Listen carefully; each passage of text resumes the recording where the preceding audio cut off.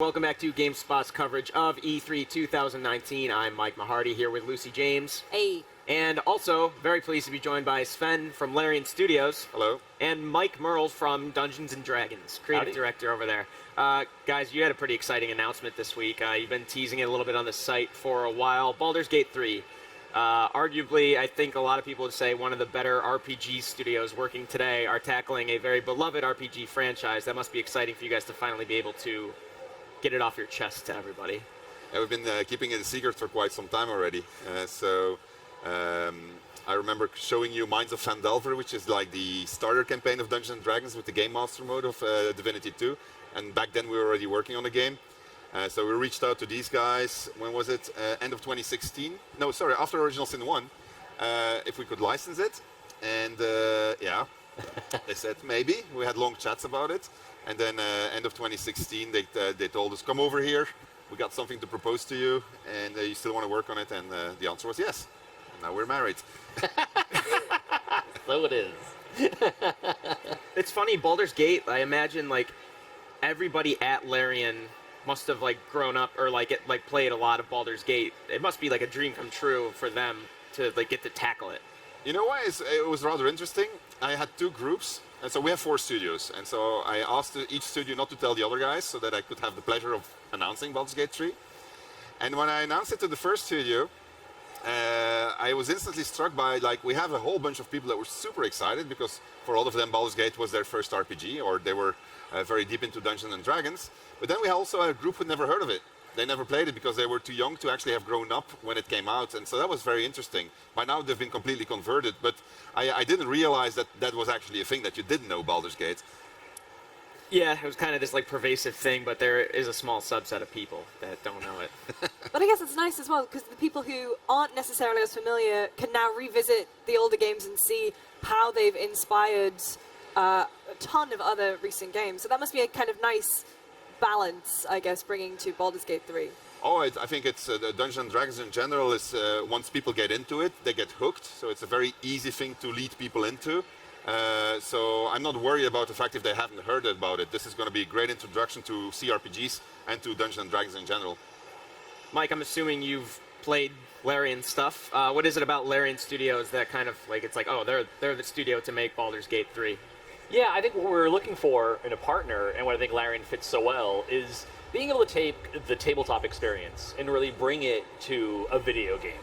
And really that sense of creativity in gameplay, that when you're making your way through the world, you get a sense that when you run into an obstacle, an enemy or whatever, it's up to the player to decide, how do I want to solve this? There's not just pick A or B. There's a real sense of creativity, of manipulating the game system you've been given and finding your own path forward. I remember back when Baldur's Gate 1 first came out, I was so excited about it because this is finally my chance to play Dungeons & Dragons, right? I was always the dungeon master for my friends. So this idea of I can fire up this game, it feels like I'm opening up my player's handbook to make my character and then really, truly enter the world of the Forgotten Realms and walk the streets of Baldur's Gate. I mean, that to me, that's what makes it so exciting, to really bring that open-ended feel to a CRPG. And not only is it a feel, I mean, you're taking Dungeons and Dragons and you're taking, I guess, the collective imagination of thousands and thousands of people. How do you kind of distill, the Dungeons and Dragons vision, the vision of the thousands of actual players, as well as Larian's vision, and create a game that will sort of appease everyone in that way? So this is, I have a very easy answer to that one. We are using Dungeons & Dragons 5th edition, and we're going to be the Dungeon Masters here. So we're making a game based on everything that Mike and his team has been creating, and we're going to try to give you as much tools as possible to have the adventure that you create. Yeah, it's almost like, I imagine making even like DOS 2, it's like you are playing Dungeon Master. I'd say a little bit, like same amount of imagination required, but just a little bit more technical know-how. I don't know if that's accurate to say. So one of the things that's really cool about Dungeons & Dragons 5th edition is how accessible it is. So that is one of the pillars that we took with us also in making Baldur's Gate 3. That doesn't mean that we're going to simplify the gameplay, on the contrary, but we're going to make it very easy to onboard people, which is something that they've done really well, and I think is one of the reasons for the success of Dungeons & Dragons 5th edition. So when you're going to start playing, you're going to be led in very natural into learning systems that are present in 5th edition, but also systems that we put on top of it to capture what you do at the table that you would otherwise not be able to do in the video game. And then you'll start figuring out, hold on a minute, can I do this and this? Oh, that works. Oh, can it? Oh, no, that works. And, and then when you have that, that's where people typically get hooked on it. It's something that we already brought to Original Sin 2. You'll see a lot more of that in Baldur's Gate 3. It's easy for me to look at Divinity Original Sin 2 and then say, okay, just take this game, put it into the Dungeons & Dragons Baldur's Gate world, and that'd be a great game. I imagine you're doing more than that. What things are you doing to make this not just DOS 2 with a Baldur's Gate skin? There's a lot. So first of all, there's the tonality and the visual identity. If you see the teaser trailer, it's very different already than Original Sin 2. But too different, maybe if you weren't warned about what was inside of it. So there's that. Then you obviously have 5th edition rule set. So it's not classes this time, it's class-based. So that makes a very big difference in how you approach the gameplay, how you approach party composition, because in Original Sin 2 you could do whatever you wanted essentially with each character.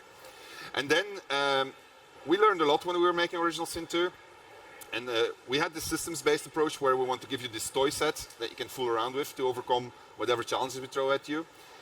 Here we are trying to go much broader in that, so we're making a game of pretty much a similar length as the Original Sin 2, but you just get more options at every single opportunity inside of the game. So I can't really elaborate on it, but one example I've been using is when Mike is going to be dungeon mastering a campaign with you, which is awesome by the way, he is going to end his descriptions with what do you do, right? And then we're going to figure out what we're going to do and look at our classes and whatever we have. And a video game is limited by what can you do, what are the options that you're going to get inside of the video game. And so our quest in making this game literally is how can we maximize the things that you can do. It's pretty baffling to hear you say that, because Divinity Original Sin 2, if I had to point to a game that lets you do almost anything, it's that. How do you do more than...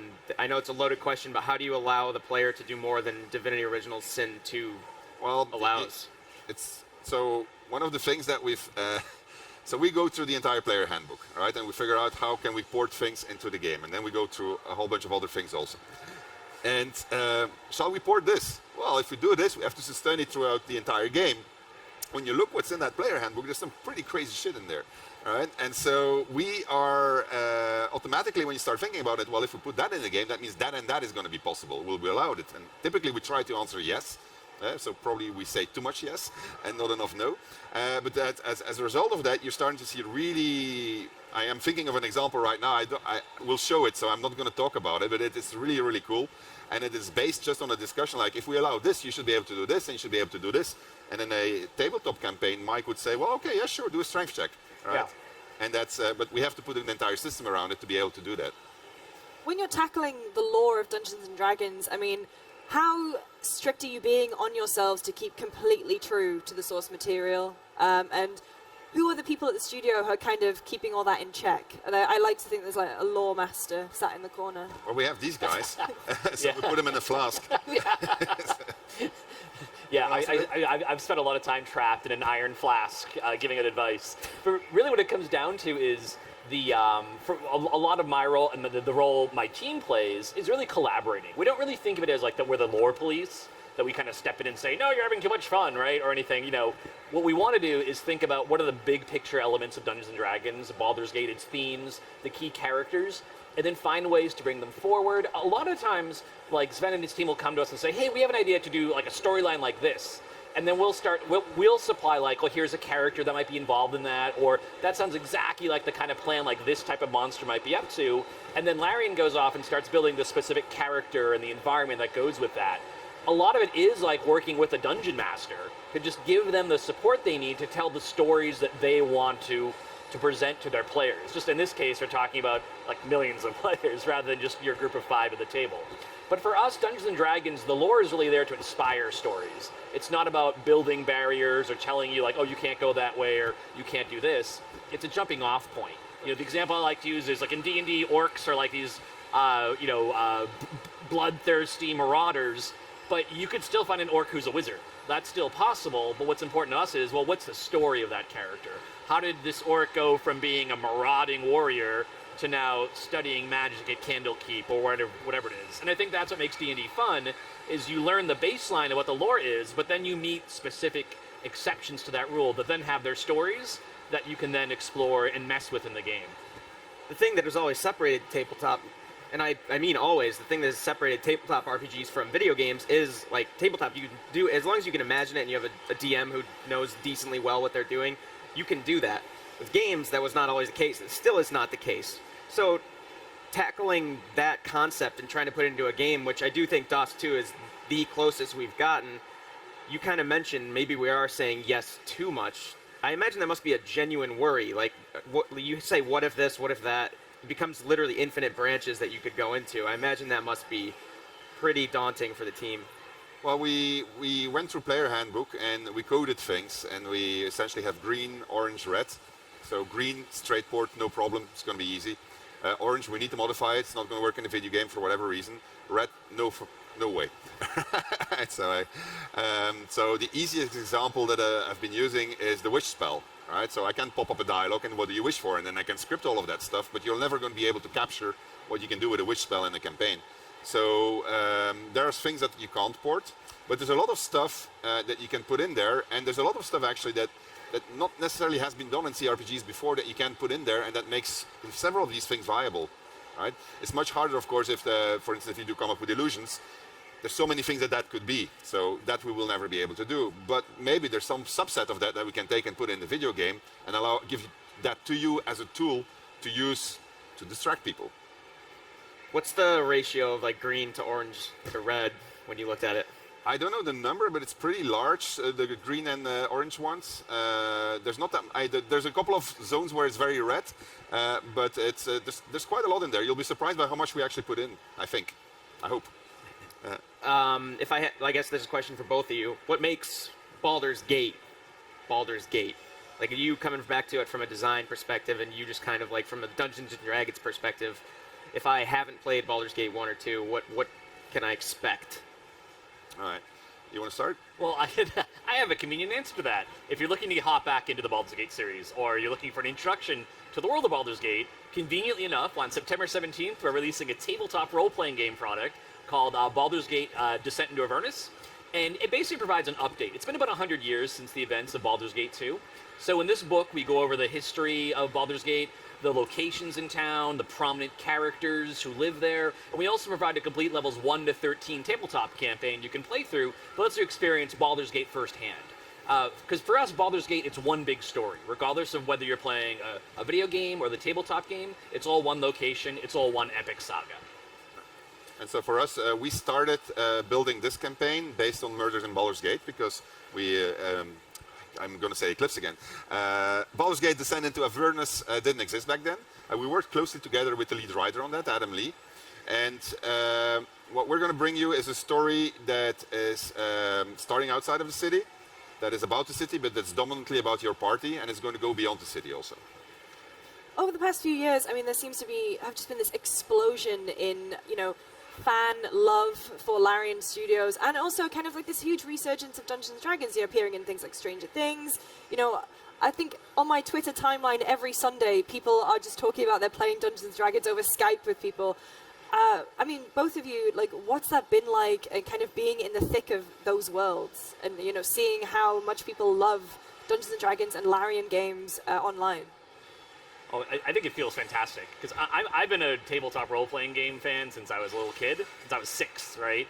And I played all the classic computer role-playing games like Wizardry and Bard's Tale back in the day. So for me, I love role-playing games, and to see people getting back into them just gets me so excited, because it's like, this to me, like, I mean, I kind of have, a little bit of a perspective on things that's a bit different, but I think role-play games are the best games ever, right? And so to see people playing them gets me so excited. Like, and especially the diverse group of people coming into them, right? People who maybe otherwise never would have thought they would be into role-playing games are now getting into them. Because I think games like, I think role-playing games are getting more and more accessible, right? I know that's something you've talked about, thinking of Baldur's Gate 3 as a chance to grow the role-playing game audience even more. I was just going to say, I think, like you mentioned, 5th edition is the most accessible version of Dungeons & Dragons. RPG games, video games, can be super daunting to get into if you don't know what you're doing, or even if you do know what you're doing, especially in a game like Divinity Original Sin, or presumably like Baldur's Gate 3 that lets you do all these different things. Are you making steps to make Baldur's Gate 3 accessible to people who might not be hardcore RPG players? So I got several answers to that. So I don't know how much time I have, but I'll try to condense Go for it. Yeah. So there's this interesting thing. We go to pretty much every single PAX here in the US, and so we put Original Sin 2 there, and we put the people on the bench, and they can play together. And almost continuously, you see friends coming over with another friend and say, "You should try this. Let's try it out." And then typically that converts into a sale. So the biggest and the hardest problem is getting people to try it out. All right. Once they try it out, it's not very complicated, and Dungeons & Dragons is really not very complicated. You know, if you take Original Sin 2, you got a couple of action points. You have a bunch of actions. They react in the way that you would expect it. It's turn-based. You don't have to be fast-paced, and you have to select dialogue options, and then you have to explore, and that's it. That's the formula. And so obviously there's UI things that we can improve, but in general people get it, and once they get it, and then they figure out they can play it with their buddy, that's typically when they're off. And so with Baldur's Gate 3, we will take what we learned in terms of onboarding, in terms of UI, and teaching people, and maybe not having it too hard initially, but letting them roll into it, but having that same manner of explaining to them, this is what the game is, this is what you do, use your imagination, it works. Right? If we can get that and we can bring it to them in a UI that is comprehensible, and we can make it to them clear to them that their player agency is going to be rewarded continuously, I think you will see a lot of people picking it up. Awesome. Well, Sven and Mike, thank you both so much for coming on the stage. This is probably one of my favorite excitements of the show. I'm looking forward to Baldur's Gate 3. More people should play DOS 2 if they haven't. We really appreciate it. We are going to be right back after this with Warframe, so stick around.